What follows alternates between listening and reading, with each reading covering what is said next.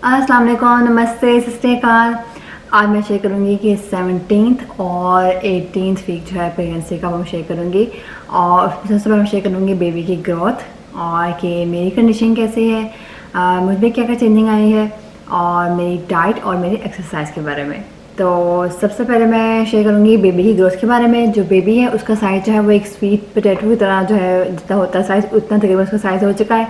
और जो उसके फिंगरप्रिंट्स है वो बनना शुरू हो गए हैं और उसके कान का जो ओबरी हिस्सा है वो भी बनना शुरू हो गया है, यहाँ से निकलना शुरू हो गया इसका जो ओबरी हिस्सा है। और वो भी सुनने में काफ़ी तेज़ है, इनको भी काफ़ी चीज़ें सुनाई देती हैं।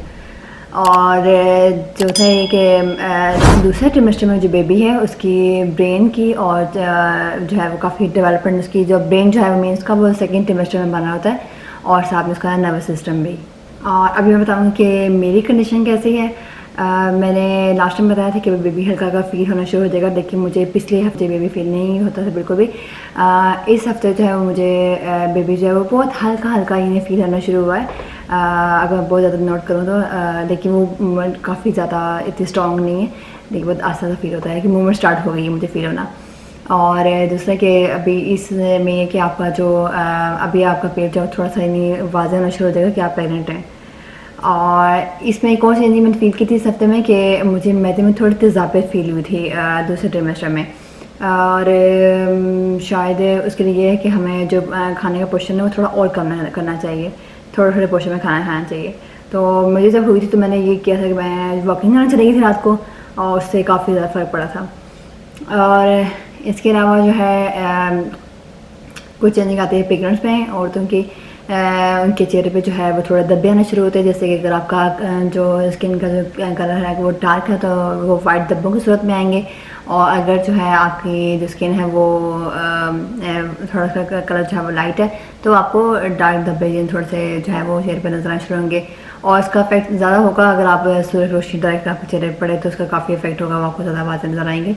लेकिन ये हर एक का अलग होता है, जो चेंजिंग मैं आपको बता रही हूँ वो हर एक के ऑफकोर्स अलग है। मैं जो यहाँ पे अपना एक्सपीरियंस शेयर कर रही हूँ, लेकिन मेरे जो है चेहरे पे मुझे कोई खास में फिलहाल ये पिगमेंट्स की चेंजिंग ज़्यादा नहीं आई।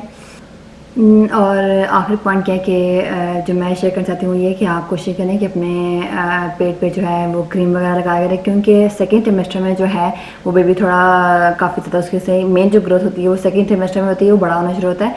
तो बड़ा होने से क्या होता है कि हमारा जो पेट है उस पर वो निशान पड़े धब्बे पड़ने शुरू होते हैं। अगर आप चाहें उससे निजात पाना चाहते हैं तो अभी से कोशिश करें कि रोज़ जो है एंटी स्क्रैच जो क्रीम्स होती हैं मिलती हैं आसानी से वो लगाया करें। और इसके अलावा नहाने के बाद भी जो है आप ऑयल का इस्तेमाल करें ताकि आपके वो जो धब्बे हैं वो नहीं पड़े, क्योंकि अगर वो स्क्रैच पड़ गए तो उसको मिटाना जो है वो बहुत मुश्किल है। अभी आते हैं तीसरे पॉइंट की तरफ, जो कि है मेरी डाइट और एक्सरसाइज। जो बेबी है वो इस माँ से जो है वो आयरन बहुत ज़्यादा लेगा ग्रोथ के लिए, तो ज़रूरी है कि जो माँ है वो थोड़ा आयरन का इस्तेमाल थोड़ा ज़्यादा करे। और अगर आयरन की बात करते हैं तो मैं क्योंकि नॉर्वे में रहती हूँ, यहाँ पे एक चीज़ मिलती है जिसे ब्राउन चीज़ कह सकते हैं आप इंग्लिश में, लेकिन उसको नॉर्वेजियन ज़बान में ब्रोनूस कहते हैं। उस पर आयरन बहुत ज़्यादा होता है तो मैं उसका इस्तेमाल कर रही हूँ। लेकिन ऑफकोर्स अगर आप लोग यहाँ पे नहीं है वो नॉर्वे में ही होता है। उसके अलावा जो सबसे ज़्यादा इसमें आयरन होता है वो होता है सेब। तो कोशिश करें कि जो औरतें हैं वो सेब जो है उसका इस्तेमाल रोज़ यानी एक ना एक सेब ज़रूर खाया करें, क्योंकि आयरन बहुत ज़रूरी है। वो बेबी जब ले रहा है आपसे आयरन तो आपको ये कि आप अपनी वो मिकदार जो है उसको बैलेंस करने के लिए आपके लिए अच्छा है। तो मैं अपनी डाइट में भी आयरन का इस्तेमाल कोशिश कर रही हूँ कि ज़्यादा करूँ सेब और वो जो ब्राउन चीज़ है वो खा के। और दूसरा है कि मैं भी कोशिश करूँ कि मैं प्रोटीन्स जो है वो बहुत ज़्यादा रहूँ, जैसे कि मैंने आपको कहा था मीट वगैरह जो है वो बहुत अच्छा है, उसमें प्रोटीन्स होते हैं। इसके अलावा घर में अगर आप अंडा वगैरह खाएं, अंडा जितने भी खाएं वो कोई ताम बे इशू नहीं है, लेकिन मैं कोशिश करती हूँ मुझे अंडा ये अच्छा भी लगता है। अगर फ्राइड अंडा नहीं खाना तो आप बॉयल एग भी खा सकते हैं, तो वो भी आपके से के बहुत अच्छा है, वो मैंने ब्रेड में भी ऐड किया है। और इसके अलावा फ्रूट्स जैसे मैंने बताया सेब, इसके अलावा केला जितने भी सेब, क्योंकि सेब जो सारे फल होते हैं उन सब में जो है जो वाइटामिन होते हैं वो बहुत अच्छे होते हैं। वो अगर आपको इतनी मीठे की तलब हो रही है तो फ्रूट्स खाएं तो वो ज़्यादा बेहतर है। उसके बाद बाकी डाइट मैंने बिल्कुल वैसे रखी हुई है, मैं कोशिश करती हूँ स्मॉल पोर्शन में खाना खाऊँ और जितना हो सके फाइबर का इस्तेमाल करूँ और सब्जियों का और फलों का। और इसके अलावा जहाँ तक एक्सरसाइज का ताल्लुक है तो वो मैंने बिल्कुल वैसे ही सेम कंटिन्यू रखी हुई है। मैं कोशिश करती हूँ कि एक दिन छोड़ के कार्डियो का वर्कआउट करूँ। अगर वो मैं नहीं कर पाती तो कोशिश करती हूँ कि ज़रूर रात को वॉकिंग पे जाऊँ।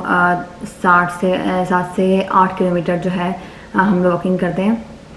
और मुझे लगता है उससे बहुत मदद मिल रही है कि यानी जितनी आपकी मूवमेंट हो ना, जो प्रेग्नेंट होते हैं उनके लिए बहुत ज़रूरी है कि वो जितना हो सके चलें फिरें, वॉकिंग करें। ऑफ कोर्स भागे वाला नहीं, लेकिन वॉकिंग करें, बहुत ज़्यादा जो है चलें, अपनी मूवमेंट रखें। अगर वो बैठी रहेंगी तो वो उनके जिस्म के लिए बहुत नुकसानदेह है। तो ये मेरी एक टिप है उन औरतों के जो पेरेंट होती हैं कि वो कोशिश करें जितना हो सके उठ के काम करें। अगर घर में सीढ़ियाँ तो आराम से, लेकिन अगर वो एक्सरसाइज करें तो जितने हो सके आराम से, जिसमें आपको कोई दर्द ना हो रहा हो वो वाली एक्सरसाइज करें, ये बहुत ज़रूरी है। आप बहुत सी एक्सरसाइज की वीडियोस देख सकते हैं, वो बताते हैं प्रेगनेंट औरतों के, लेकिन उसमें भी वो आपको यही कहेंगे। और ये हर दफ़ा से अगर आप नहीं कि आप प्रेगनेंट है नहीं है, जब भी कोई एक्सरसाइज करें अगर उसमें कोई आपको दर्द फील हो रहा है तो वो उससे इस्तेमाल करें, वो बिल्कुल नहीं करें। तो मैं भी ये करती हूँ कि मैंने बहुत सी एक्सरसाइज पिछले ट्राई की हैं प्रेगनेंसी की औरतों की, उनकी वीडियोस मैंने देखी थी, और जिसमें मुझे थोड़ा सा अनकम्फर्टेबल फील होता था तो वो मैं एक्सरसाइज नहीं करती थी। तो यही एक टिप है कि वो आपके लिए और आपके बेबी के लिए कोई चीज़ है नुकसान नहीं हो। तो अभी मैं 18th वीक में मैं जाऊँगी अपने अल्ट्रासाउंड के लिए, और उसकी भी सारी अपडेट्स आपसे शेयर करूँगी कि अल्ट्रासाउंड में डॉक्टर ने क्या मुझे बताया है, सब चीज़ बेबी की। तो उसके लिए जो है आपको देखना पड़ेगा मेरा अगला व्लॉग। और मैं काफ़ी एक्साइटेड हूँ उसके लिए, क्योंकि उसमें जाएंगे तो वो ऑफकोर्स मैं अपने बेबी को देखूँगी। तो मेरे साथ रखिएगा अगर आप चाहते हैं कि मैं यही प्रेगनेंसी का सब आपके साथ शेयर करती रहूँ, सारी अपडेट्स आपसे शेयर करती रहूँ। तो गाइस मेरे साथ रहें और मेरी वीडियो को लाइक करें। अगर आपको अच्छी लगे तो उसको लाइक करें। अगर आपको कोई में कुछ सजेशंस हो तो मुझे ज़रूर बताएं। और मुझे बहुत अच्छा लगा था कि लास्ट वीडियो में बहुत सी औरतों ने अपने जो है एक्सपीरियंस शेयर किए थे। मुझे बहुत अच्छा लगेगा अगर आप मुझे मैसेज करके अपना एक्सपीरियंस बताएं कि आपका कैसा एक्सपीरियंस है, अगर आप प्रेगनेंट हुई हैं या अगर आप कौन से ट्रिमेस्टर में हैं और आप में क्या क्या चेंजिंग आप फील कर रही हैं। और इसके अलावा जो है मेरे इंस्टाग्राम का आपको नज़र आ रहा होगा, यहाँ पे आप मेरे इंस्टाग्राम मुझे फॉलो करें और मुझे वहाँ पे मैसेज करके बता सकती हैं अपना एक्सपीरियंस, मुझे बहुत अच्छा लगेगा।